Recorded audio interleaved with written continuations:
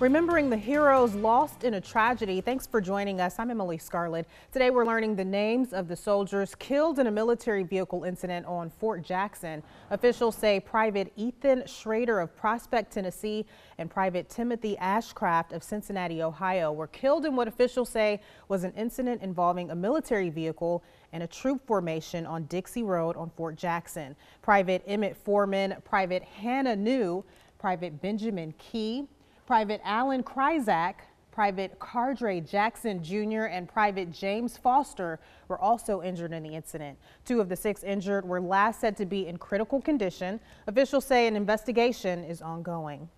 South Carolina leaders continue to tweet their support for the soldiers involved and their families. Senator Tim Scott tweeted this morning, "Prayers with those killed and injured at Fort Jackson yesterday. Their service and sacrifice won't be forgotten." Columbia Mayor Steve Benjamin tweets, "Columbians have a close personal affection and deep respect for our Fort Jackson family. We mourn together." We have more reactions from state leaders and lawmakers on our website, WIS-TV.com. New at 6, a woman killed in a 2-vehicle accident in Newberry County Friday has been identified. Officials say 56-year-old Nanette Workman died in the accident at the intersection of South Carolina Highway 34 and General Henderson Road. Officials say there's no indication Workman was wearing a seatbelt at the time of the crash. Highway Patrol is now investigating.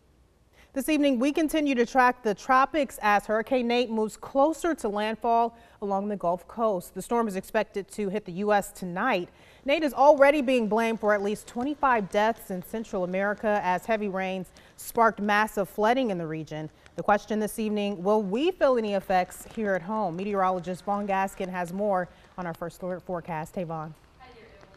We'll just go ahead and let you know the effects will be minimal here in South Carolina and in the Midlands. But as we're looking at things right now, Nate is actually starting to make landfall. The outer bands have already started to move on shore, and that's where we are right now. We're watching as this Category 1 hurricane makes landfall, progressively moves to the north and northwest, and it's moving so fast. It's been moving at over 20 miles per hour for a good portion of the day. Right now, moving at 23 miles per hour. The wind is currently sustained at 90 miles per hour, and as we continue through the evening, we're going to watch as it continues to advance northward. That northward progression will put the center of circulation on shore late tonight into early tomorrow morning. Because it's been moving so fast, they've really been updating the timing on this. Expected to remain a Category 1 as we go through a good bit of tomorrow and then downgrade to a tropical storm after it starts to approach Tennessee. So where do we fall in all this? Well, it is going to stay well west of us and weaken as it progressively gets closer to South Carolina. So here's what we know.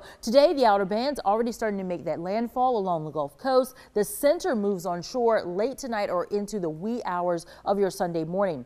Most of the effects will be west of us, but we can't rule out, of course, the scattered possibility of some rain, breezy conditions, isolated tornadoes, still a rare possibility, but still in there. But I do believe it's going to be far enough west where we won't have to worry about that. That central circulation will move north. That lingering rain will be possible into Monday, and then we're all done with Nate. Of course, we'll talk a little more about what you can expect from your local forecast coming up in just a bit.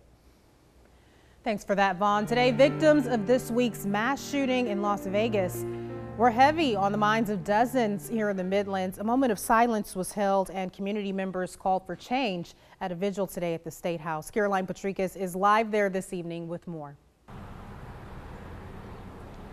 Well, Emily, they gathered here just across the street at the State House as they remembered those victims that lost their lives in Las Vegas. Now, some of the people that gathered here have lost loved ones firsthand to gun violence. Moms Demand Action hosted the vigil here at the State House, and several people spoke up at today's rally. One of those people, Roberta McKelvin, she lost her son to a deadly shooting a couple of years ago, and that case still remains unsolved. Ever since that day, she's been fighting for justice, and today was no different for her. Several people here also called for change and begged for the gun violence to stop.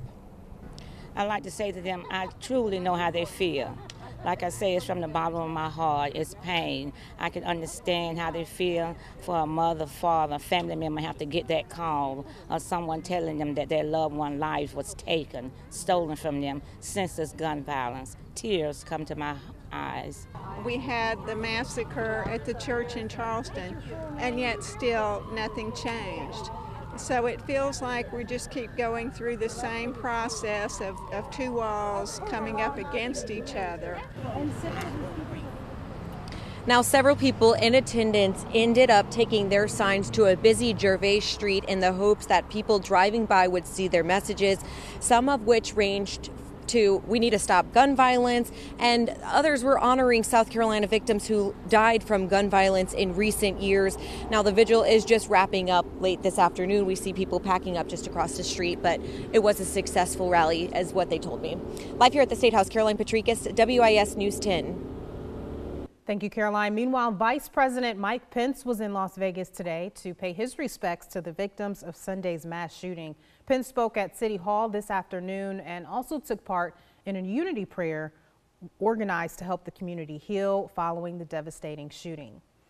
Other top headlines this evening: panic and fear have subsided in London after a car struck pedestrians, injuring 11, but police say it is not terror related. NBC's Alia Ruzi reports from London.